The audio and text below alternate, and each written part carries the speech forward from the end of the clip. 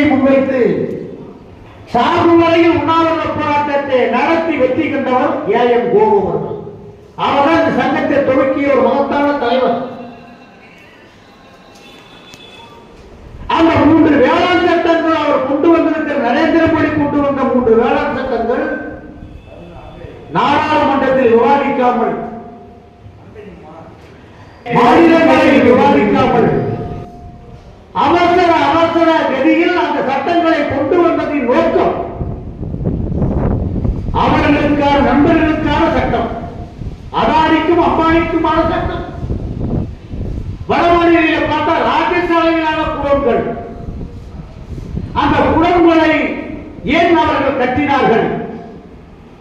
விவசாயிகள் உற்பத்தி பண்ணக்கூடிய விளைபொருட்களை மலிவு விலைக்கு பெற்று விலைக்கு வாங்கி, மலிவு விலைக்கு விலைக்கு வாங்கி அங்கே இருக்கக்கூடிய அந்த வைப்பு அறையில் உணவுகளில் வைத்து ஒரு செயற்கையான ஒரு விலைவாசி உயர்வை தட்டுப்பாட்டை உருவாக்கி அதிக விலைக்கு